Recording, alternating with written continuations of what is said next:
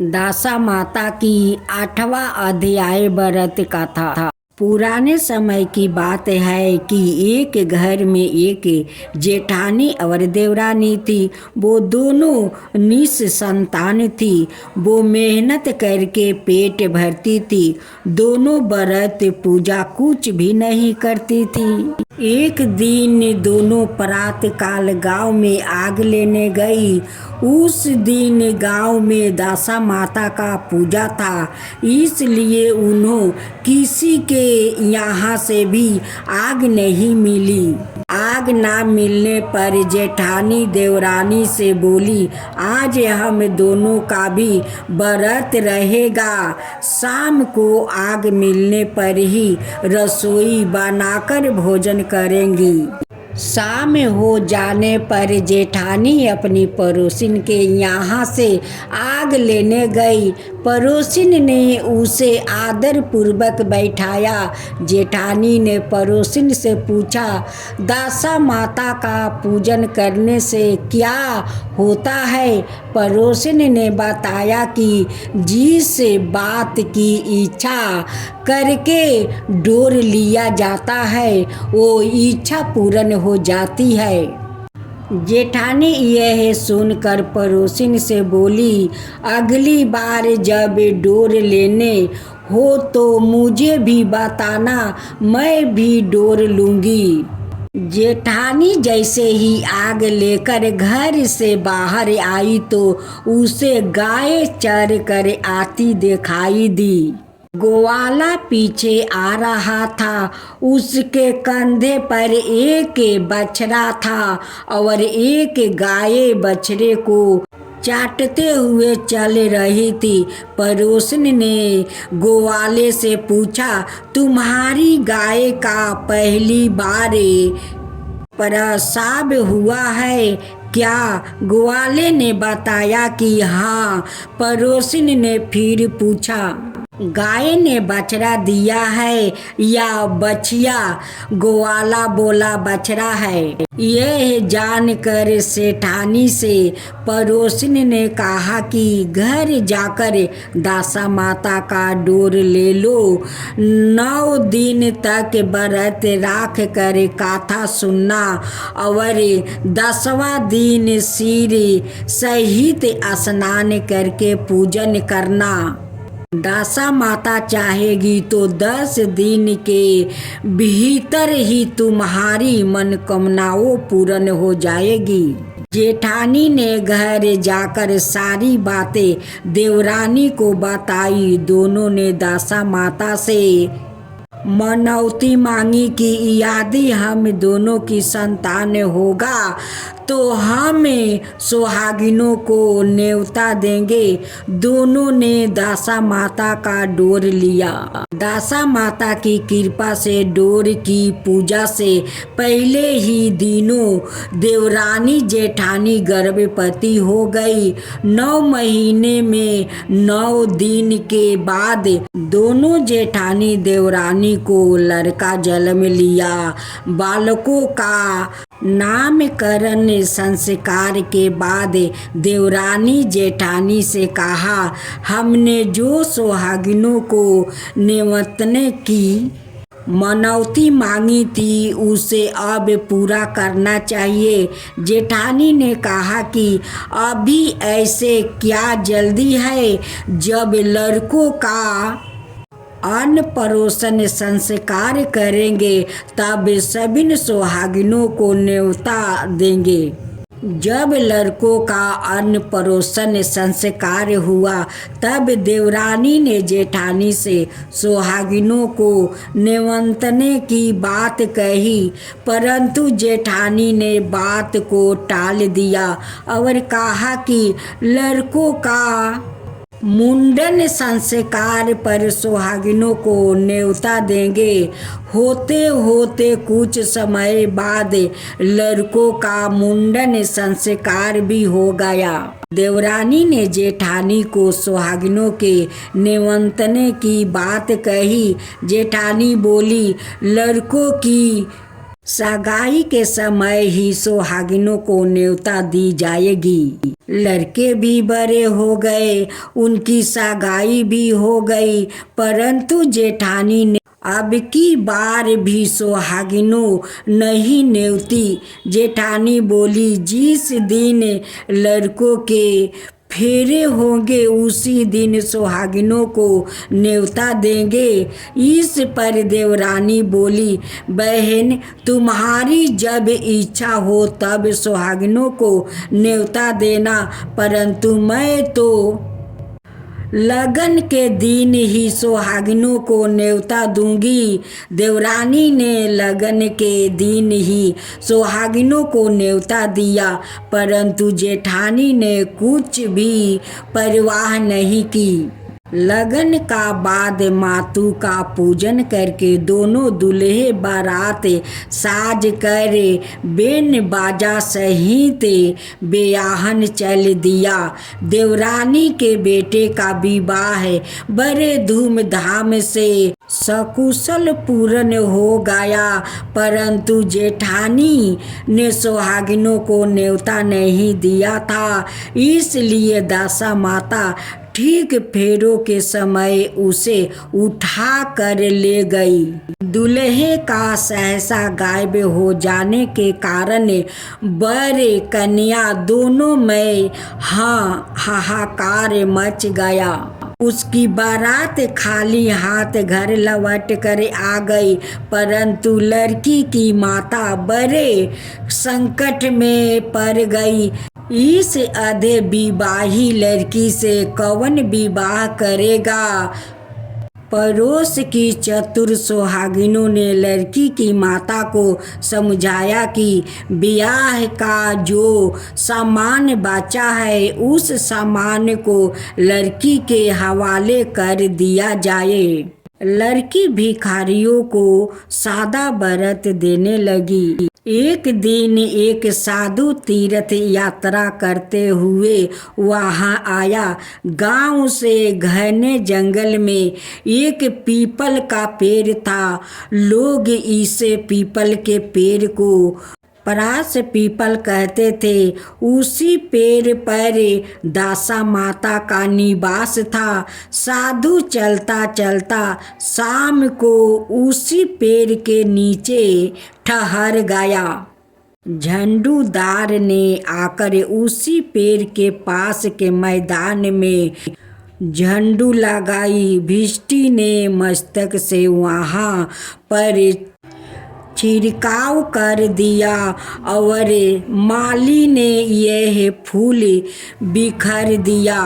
तब अनेक देवता अनेक प्रकार की पोशाक पहन कर आने लगे और स्थान पर बैठने लगे। सबसे बाद में स्वर्ग के राजा इंद्र का सिंहासन उतारा। इसके साथ स्वर्ग की अप्सराओं आकर सिंहासन के चारों ओर नाचने लगी। उसी समय अधविवाहे लड़के को गोद में लेकर दासा माता पीपल के पेड़ से नीचे उतरी। इंद्र के साथ स्वर्ग से एक सूरा गाय भी आई थी। उसने 2 गिलास दूध दिया था। लड़के ने अधविवाहे के भाग का एक गिलास से अलग रख दिया गया। दूसरे गिलास का दूध भी पी लिया।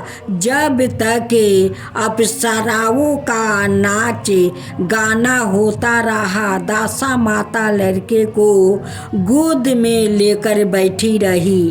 परात काल होते ही देवताओं का दरबार भंग हुआ। साधु भी वहां से चलकर गांव में आया।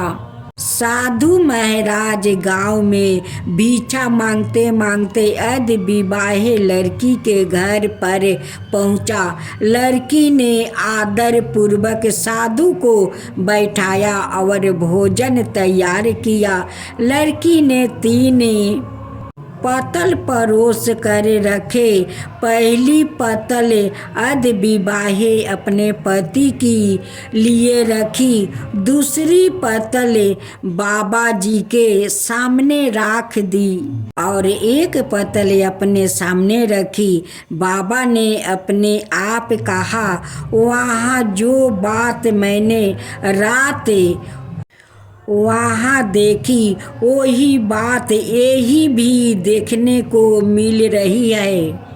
लड़की ने पूछा, क्या बात है बाबा जी? साधु बाबा ने बताया। टालते हुए कहा, हम बैरागी लोग ऐसी अनेक बातें कहते रहते हैं, तुम्हें ऐसी बातों से क्या मतलब? तुम तो भोजन करो और भगवान का भजन करो। लड़की ने हड पकड़ ली। उसने कहा, जब तक आप अपनी कही बात का खुलासा नहीं करेंगे मैं भोजन नहीं करूँगी। इस पर भी साधु बाबा चुप रहे। तब लड़की बोली कि आप साधु हैं और मैं सती हूँ। आप यह तो अपने कथन को स्पष्ट कीजिए कि आपने रात को मैं क्या देखा, नहीं तो मैं आपको शराप दे दूंगी। तब साधु बाबा ने रात का सारा खिस्सा कह सुनाया।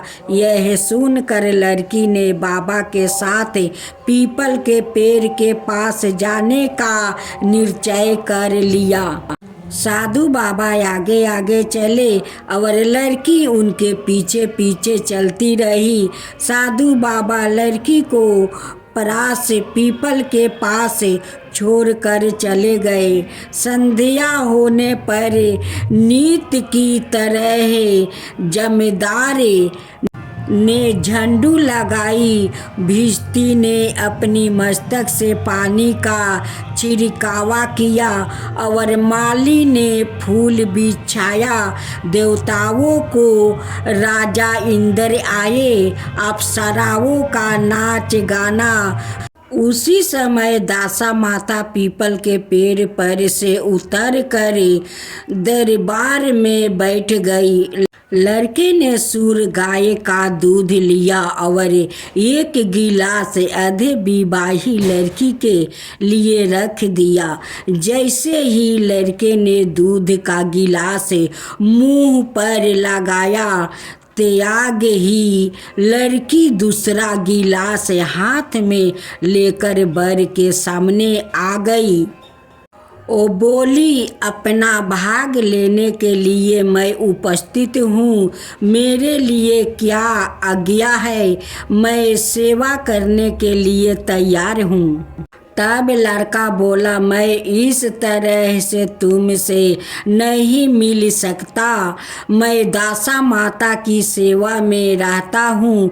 मुझे अभी दरबार में जाकर दासा माता की गोद में बैठना होगा। यदि तुम्हें मुझसे प्यार है तो दासा माता को पसंद करके उनसे मुझे अपने लिए मांग सकती हो, तब मैं तुम्हारा हो सकता हूँ। लड़का दूध पी कर दासा माता की गोद में जाकर बैठा। लड़की अप्सराओं के साथ नाचने गाने लगी। जब सवेरा हुआ तो दासा माता ने इस नई लड़की को बुलाकर पूछा, तुम कौन हो? तुम्हारे नाचने से मैं बहुत प्रसन्न हुई। जो कुछ मांगना है मांग लो। लड़की ने दासा माता से वचन ले लिया कि मैं जो कुछ मांगूं वो आप मुझे वरदान देगी। तथास्तु कहने के बाद लड़की ने दासा माता ने अपने अपने पति को पकड़ कर कहा, मुझे यही चाहिए। दासा माता ने कहा, तूने मांगा तो बहुत, परंतु मैं वचन दे चुकी हूँ, इसी कारण मैं तेरे पति को तुझे वापस देती हूँ। राजा इंद्र ने पूछा कि भगवती ये है सब क्या राजा है, मैं इस राजा को जानना चाहता हूँ। तब दशा माता ने बताया कि यह लड़का मेरे वरदान से ही प्राप्त हुआ था और इसकी माता ने मानवती मांगी थी कि लड़का पैदा होने पर मैं सुहागिनों को न्योता दूंगी, परंतु उसने अभी तक अपना वचन पूरा नहीं किया।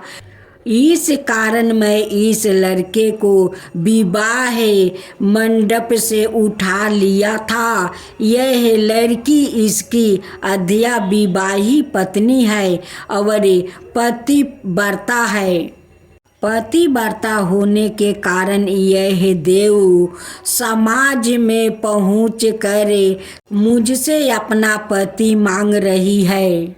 दशा माता के इस वचन सुनकर इंद्र सहित सब देवताओं ने वर बुध के ऊपर पुष्पा की वर्षा की। तब तक साधु बाबा भी वहाँ पर आ गया। साधु बाबा दुल्हा और दुल्हन को साथ लेकर गांव की ओर चल पड़े। जब यह तीनों गांव के समीप पहुँचे तो गांव वालों ने दुल्हा दुल्हन को देख कर लड़की के पिता को सूचना दी कि तुम्हारी पुत्री में दूल्हे के साथ आ रही है। जिस दिन से लड़की चली गई थी तो उसके पिता ने लोकापवाद के डर से बाहर निकलना बंद कर दिया था। गांव वालों की यह भी बात सुनकर उसने घर की केवाड़ बंद कर लिया। उसने समझाया कि लड़की साधु बाबा के साथ आ रही होगी, इसलिए लोग मेरा उपहास बात बताई। तब उसने घर के केवाड़ खोला और बाहर निकला। जब उसने सचमुच अपने द्वार पर लड़की और दामाद को देख कर तो उसकी प्रसन्नता की ठिकाना नहीं रहा। लड़की के पिता ने इस खुशी को मौके पर बहुत दान पुण्य किया और फिर से विवाह की तैयारी की। लड़की ने अपनी माता से कहे कि इस तरह वो विवाह नहीं होगा। पहले दूल्हे की माता सुहागिनों को न्योता देकर बारात लेकर आए, तब विवाह के नेग पूरा किया जाए। लड़की के पिता ने लड़के के घर पर खबर भेजी। लड़के की माँ ने पहले सुहागिन को न्योता दिया, तब बारात चली। बड़ी धूमधाम से विवाह हुआ। वर बुध दोनों अपने घर पर आ गया। बुध की खुशी में लड़के की माता ने दोबारा सुहागिनों को न्योता दिया। उसी समय से विवाह के दिन वर के घर पर सुहागिनों का निमंत्रण की प्रयात चली आ रही है। दशा माता ने जिस तरह सती की दशा बदली, वैसे ही सब का कल्याण करे।